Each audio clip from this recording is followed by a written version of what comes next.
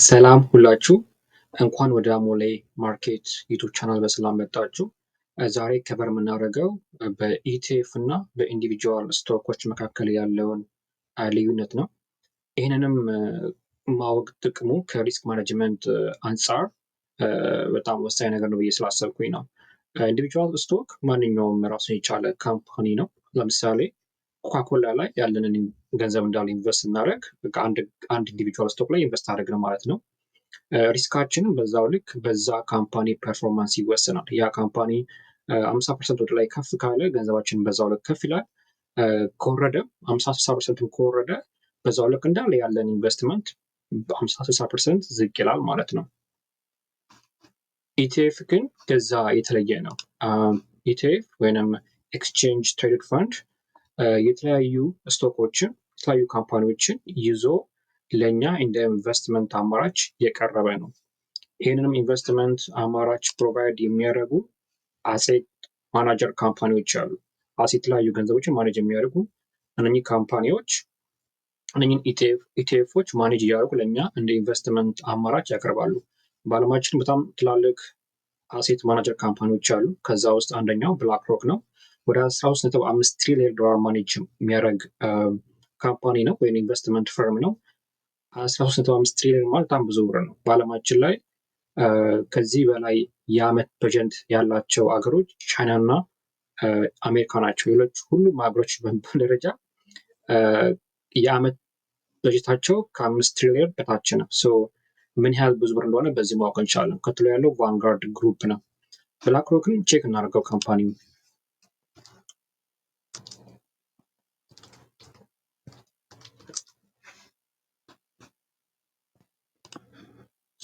ብላክ ሮክ ኢንቨስትመንት ማኔጅመንት። እዚህ ጋር የብላክ ሮክ ሆም ፔጅ ነው እንደምታዩት።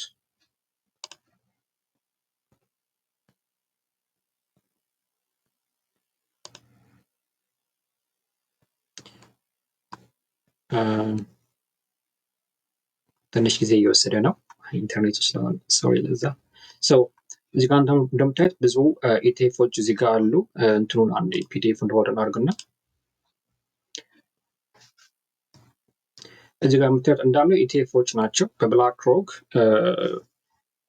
ማናጅመንት ካምፓኒ አሴት ማናጅመንት ካምፓኒ ፕሮቫይድ የሚደረጉ ለኢንቨስተሮች ወይም ለትሬደሮች እንደ አማራጭ የቀረቡ እንደ ኢንቨስትመንት አማራጭ የቀረቡ ናቸው። እንደምታዩ ስለ ኢቲኤፍ ስናወራ ኢቲኤፍ ውስጥ የሚሰበሰቡት ካምፓኒዎች አንድ የሚያደርጋቸው የሆነ ኮመን ቢሄቪየር ሊኖራቸው ይገባል። ለምሳሌ እዚህ ጋር የመጀመሪያውን ብናይ ይሄ ሲምቦል ወይም አይሼርስ ኮር ዲቪደንድ ኢቲኤፍ የሚባለው ወይም በሲምቦሉ ዲአይቪቢ የሚባለው ይሄኛው የተለያዩ ስቶኮችን በውስጡ ይዘዋል። ግን እነዛ ስቶኮች ኮመን የሚያደርጋቸው አንዱ ነገር ምንድነው? ዲቪደንድ አላቸው። ዲቪደንድ ይከፍላሉ ማለት ነው። ለምሳሌ ቼክ እናደርገው። ዲአይቪቢ ሲምቦሉን ኮፒ አድርገን ወደ ብላክ ሮክ ሆም ፔጅ ሄደ ሰርች እናደርግና ስለ አንድ ፋይናንሻል ኢንፎርሜሽን እናያለን። እዚህ ጋር የምናየው ዲአይቪቢ ወይም አይሼርስ ኮር ዲቪደንድ አሁን ያለው ክረንት ፕራይሱ 51 ብር ከ27 ዶላር ነው አንዱ ሼር ማለት ነው፣ ወይም አንዱ ኢቲኤፍ። ዛሬ 0.01% አድርጓል። ባለፉት አንድ ዓመት ውስጥ 10% ከፍ ብሏል። መታችን ለወድና ይሄ ኢቲኤፍ ወይንም ዲአይቪቢ በውስጡ 433 ካምፓኒዎችን ይዘዋል። ይህን ኢቲኤፍ ስንገዛ ገንዘባችን ዲስትሪቢዩት የሚሆነው እነኚህ 438 ካምፓኒዎች ውስጥ ነው። ከዚህ ውስጥ 25% የሄደው ወደ ኢንፎርሜሽን ቴክኖሎጂ ሴክተር ነው። 20% የሄደው ደግሞ ወደ ፋይናንሻል ሴክተር ነው፣ ባንኮች ያጠቃላል። 10% ደግሞ የሄደው ወደ ኢንዱስትሪያል ሴክተር ነው። እዚህ ጋር እንደምታዩት ሄልዝ ኬርም አለ። እያንዳንዱን ካምፓኒዎች ብናይ ደግሞ ትልቁን ሼር የያዘው 5% የሆነው ካምፓኒ ከአጠቃላይ ከ100% 5% ገንዘባችን የሚሄደው ሲስኮ የሚባል ኮሚኒኬሽን ካምፓኒ ወይም ኢንፎርሜሽን ቴክኖሎጂ ካምፓኒ ነው። ቀጥሎ 4% ገንዘባችን የሚሄደው ወደ ኤክሶን ሞቢል የሚባል ኤነርጂ ካምፓኒ ነው። ወደ 3% ደግሞ የሚሄደው ወደ ጄቢ ሞርጋን የሚባል ወይም ቼዝ የሚባል ፋይናንሻል ሴክተር ነው። ሌላ ኢንፎርሜሽኖች እዚህ እኔ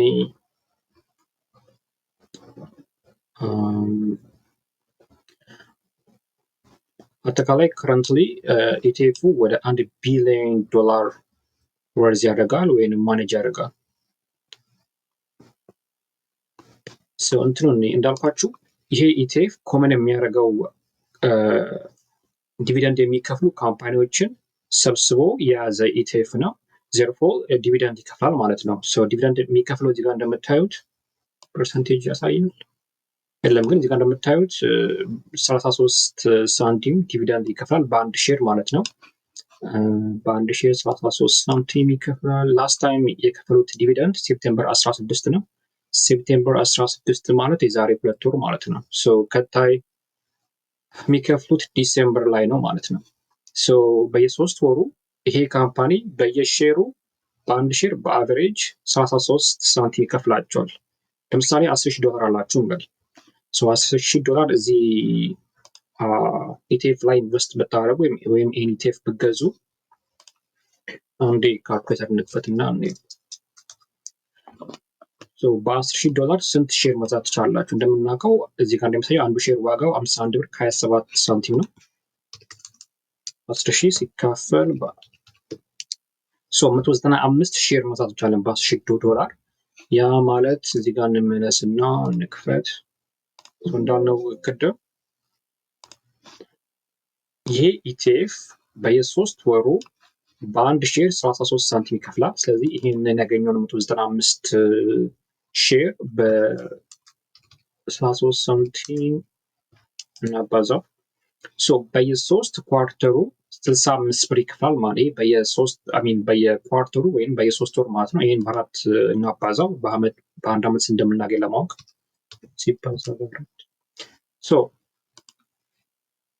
በዲቪደንድ የምናገኘው ገንዘብ 10,000 ብር ኢንቨስት በማድረግ በየአመቱ 262 ብር ነው።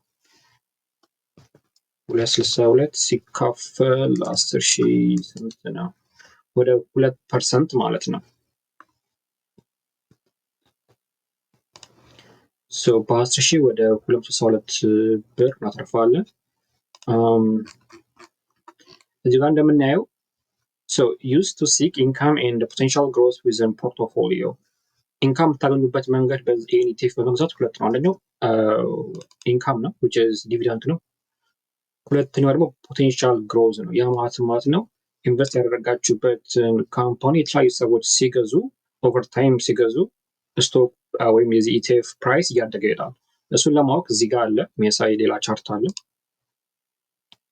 ለምሳሌ እዚህ ጋር በአመት 10,000 ብር ብታተርፉ የዛሬ አመት እዚህ ስቶክ ላይ 10,000 ብር አትርፋችሁ ቢሆን ኖሮ እዚህ ጋር የዛውን 10,000 ብር አትርፋችሁ ቢሆን ኖሮ አሁን ዋጋው የሚሆነው ዋጋው ስንት ነው? 10,604 ብር ነው። ያ ማለት ምን ማለት ነው? ወደ 604 ብር አትርፋችኋል ማለት ነው። ወደ 6% ማለት ነው። ቅድም በዲቪደንድ ወደ 3% አትርፈናል። አሁን ደግሞ በማርኬት ክሩዝ ወደ 6% አትርፈናል። በአጠቃላይ ወደ 9% በአንድ አመት ይሄ ኢቲኤፍ ከዚህ ኢቲኤፍ ትርፍ ታገኛላችሁ ማለት ነው። ወደ $1,000 ገደማ በየአመቱ ከዚህ ኢቲኤፍ በመግዛት ሊገኝ ይችላል ማለት ነው።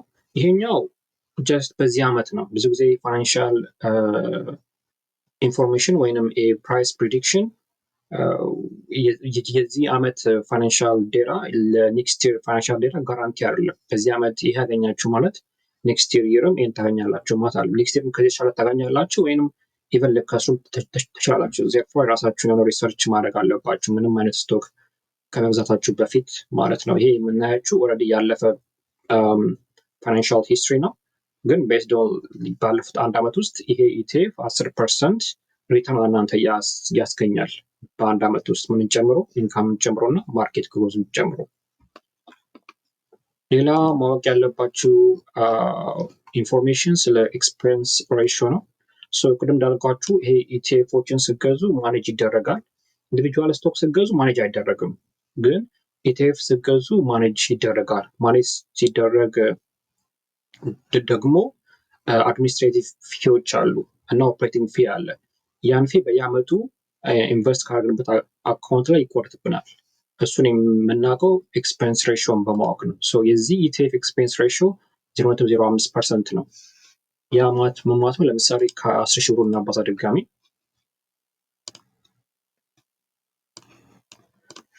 10 ሺህ ብር ሲባዛ 0.05% ሲከፈል በመቶ ያው ፐርሰንት ስለሆነ 5 ብር 10 ሺህ ብር ኢንቨስት ካደረግን ለዚህ ኢቲኤፍ በየአመቱ የምንከፍለው ገንዘብ $5 ነው። ብዙ አይደለም፣ ትንሽ ነው። ሌላ ማወቅ ያለባችሁ ኢንፎርሜሽን ይሄ አለ። አኑዋል ሪተርን አላቸው፣ አቨሬጅ ሪተርኖች፣ እሱን ቼክ አድርጉት በራሳችሁ ታይም። ስለ ፒቢ እና ፒ ሬሽዮ ወደፊት እናያለን። ራሱን የቻለ ትልቅ ቶፒክ ስለሆነ ማለት ነው። ሌላ አይተናል ያለውን ካምፓኒ፣ ስንት ካምፓኒ በውስጡ እንዳለ አይተናል። ሴክተሮች እንዴት ቼክ ማድረግ እንደምንችል ሌላ ቼክ ነው። ሌላ ቴክኖሎጂ ካምፓኒ ቼክ ነው።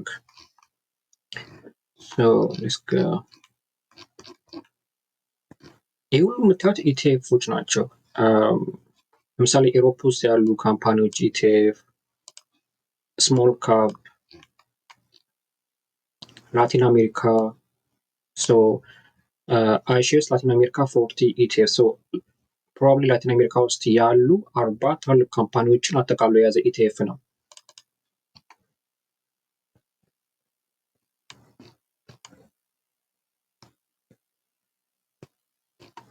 እየፈለግኩ ነው ቴክኖሎጂ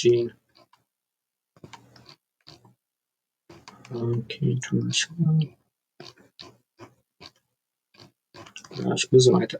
አያችሁ ለምን ወደ 13 ትሪሊየን ዶላር ወርዝ የሚያደርግ ወደ 13 ትሪሊየን ዶላር ማኔጅ እንደሚያደርግ ብላክ ሮክ ይህ ሁሉ ኢቲኤፎች ፕሮቫይድ ነው የሚያደርገው፣ እሱ ማኔጅ ያደርጋል። ፋይናንሻልሶች አሉ፣ ባንኮች ምናምን ነገሮች እዚህ ውስጥ ለምሳሌ ይህን ቼክ እናድርገው። አይኤክስጂን ፋይናንሻል ኢቲኤፍ ነው። ጀስት ለማየት ነው ምን ሴክተሮችን በውስጡ እንደያዘ። ዲቴል አንገባበትም እንደቅድሙ፣ ግን ጀስት ለማወቅ። አሁን ይሄኛው አይሼርስ ግሎባል ፋይናንሻልስ ኢቲኤፍ በውስጡ ስንት ይዟል? በውስጡ 215 ካምፓኒዎች ይዟል። 43% ባንክ ነው፣ 68% ፋይናንሻል ነው፣ 17% ደግሞ ኢንሹራንስ ነው። ኦኬ እንመለስና ሄልዝ ኬር፣ ኢንዱስትሪያልስ፣ ሪል ስቴት፣ ቴክኖሎጂ ያገኘው ቴክ ካምፓኒ የሚኖረውን የመጀመሪያውን አይጂኤም ቼክ እናድርገው።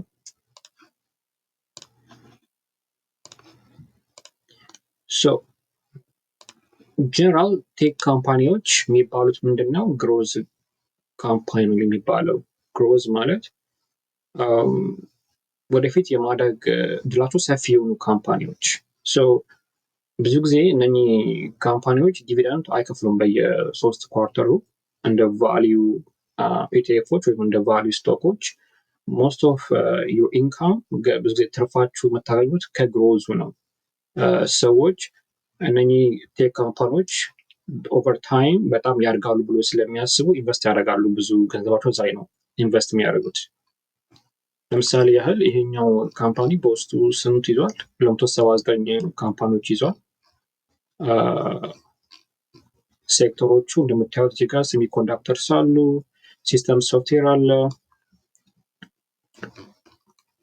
ከካምፓኒዎች ውስጥ አፕል፣ ያው እንደምናውቀው አፕል በዓለማችን ላይ 2ኛ ደረጃ ላይ ያለ ነው።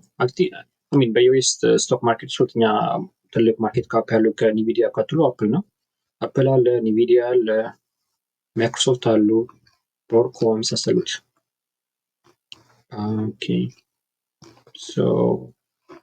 አሁን ቼክ እናድርግ ዲቪደንድ። የዚያውን ዲቪደንድ እንደምታዩት ኦልሞስት ስንት ነው? 4 ሳንቲም ነው። በጣም ትንሽ ነው። ከዲቪደንድ የሚገኘው ኢንካም ብዙ አይደለም። ኦንሊ 5 ሳንቲም እዚህ ጋር 5 ሳንቲም። ኦልሞስት ዜሮ ነው ከዚህ የምታገኙት። 10 ሺህ ብር ኢንቨስት ብታደርጉ ኢንቨስት ናባዛውስ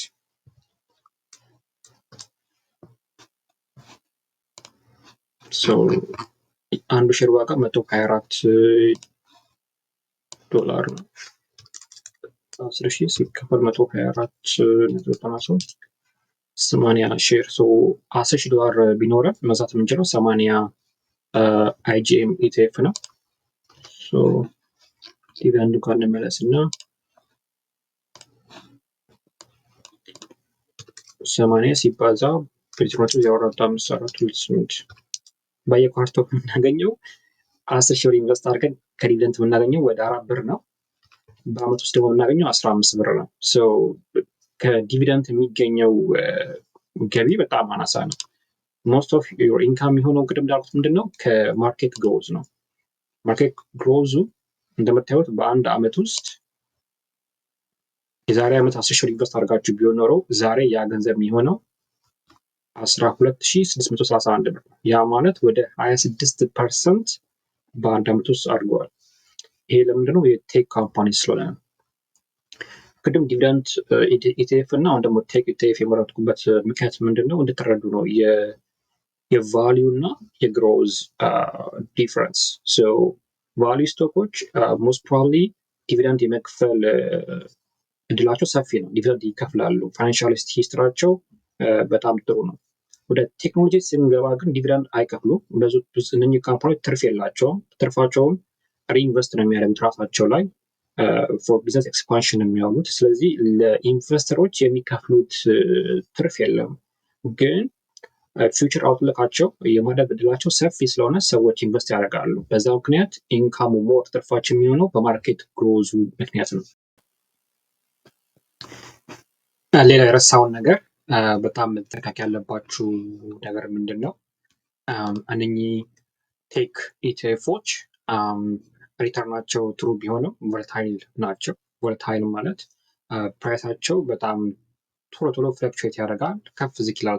ከፍ ዝቅ ደግሞ የሚልበት ፐርሰንቴጅ ደግሞ በጣም ከፍተኛ። ለምሳሌ በዚህ ባለፉት አንድ አመት ውስጥ እሳችሁ ከሆነ ፌብሩዋሪ ላይ ወደ ስንት ፐርሰንት የወደቀው? ወደ 17% ወድቆ ነበር። ለስንት ያህል?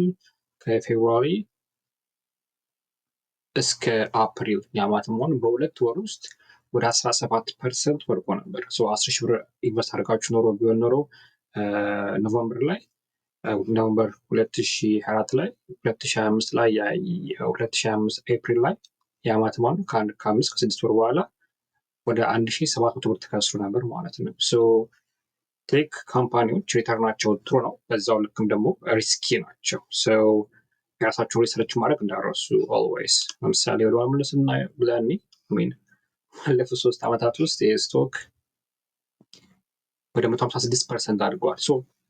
ኦቨርኦል ፊውቸር አውትሉካቸው ጥሩ ነው። ግን ኢንቨስት ስታደርጉ የሾርት ተርም ጌም አስባችሁ ኢንቨስት ካደረጋችሁ ምናልባት እንደምታስቡት ላይሆን ስለሚችል ይሄን አስተውሉ። ቴክ ካምፓኒዎች ወይንም እነኚህ ግሮዝ ካምፓኒዎች ቮለታይል ናቸው። ከዚህ ከቫሊዩ ካምፓኒዎች ወይንም ከቫሊዩ ኢቲኤፎች አንጻር። አመሰግናለሁ። ብዙ ጊዜ ቫሊዩ ካምፓኒ እና ኢቲኤፍ እየቀያየርኩኝ የተጠቀምኩኝ ነው። ያው እናንተ ተረዱኛላችሁ ብዬ ተስፋ አደርጋለሁ። ቴንክ ዩ። ሆፕፉሊ ኮምፕሊኬትድ አላደረኩትም። ለዛሬ ይሄ በቃል ቪዲዮን አላስረዝመው። ምንም ኤዲት አላደረኩም። ዝም ብዬ ነው ያወራሁት። ሆፕፉሊ የሳውንድ ኳሊቲ ወይም የቪዲዮ ኳሊቲ ችግር እንደሌለ ተስፋ አደርጋለሁ። ፕሊዝ ችግር ካለ ወይም ኮሜንት ካላችሁ ጻፉልኝ ታች። ሼር፣ ሰብስክራይብ አድርጉ። አመሰግናለሁ አብራችሁን ስለነበራችሁ።